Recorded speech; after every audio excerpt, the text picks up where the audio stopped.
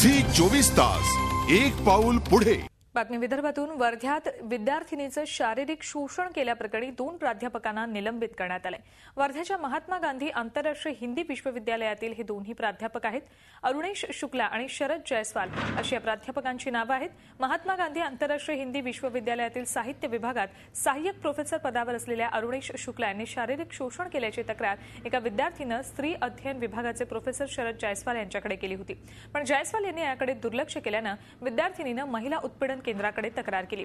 महिला उत्पीडन केंद्राने कुलगुरूंकडे तक्रार केल्यानंतर कुलगुरूंनी विद्यार्थिनीच्या शारीरिक शोषणाप्रकरणी अरुणेश शुक्ला आणि तक्रारीकडे दुर्लक्ष केल्याप्रकरणी शरद जयस्वाल या दोघांनाही निलंबित केले। या प्रकरणी पोलिसात तक्रार करण्यात आली नव्हती।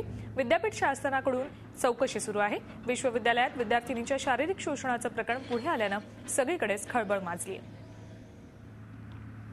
विश्वविद्यालय के 2 अध्यापकों को निलंबित किया गया।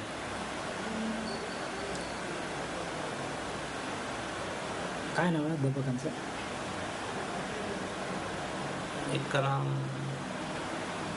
अरुणेश शुक्ला और दूसरे है शरद जयस्वाल। अरुणेश शुक्लाला कशासाठी सस्पेंड केलं? त्यांच्यावर सेक्शुअल हॅरेसमेंटचा आरोप। झी 24 तास एक पाऊल पुढे।